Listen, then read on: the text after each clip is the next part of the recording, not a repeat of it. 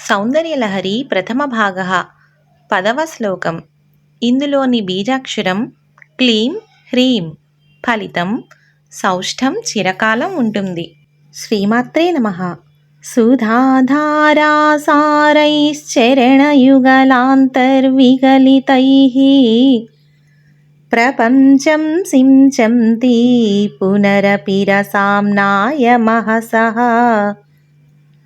అవాప్య స్వాం భూమిం భుజగనిభమధ్యుష్టవలయం స్వమాత్మానం కృత్వా స్వపిశికులకుండే కుహరిణి. అర్థం: అమ్మవారి పాదయుగళం నుండి అమృతధారలు ప్రవహించి సమస్త ప్రపంచాన్ని పోషిస్తాయి.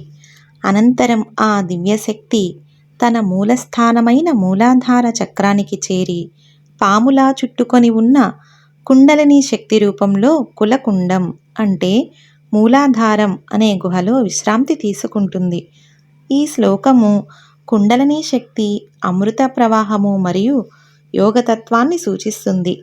శ్రీమాత యొక్క పరాశక్తి ఎలా సహస్రారం నుండి మూలాధారం వరకు వ్యాపించి మళ్ళీ అక్కడే కుండలిని రూపంలో నిద్రిస్తుందో ఈ శ్లోకం వివరిస్తుంది.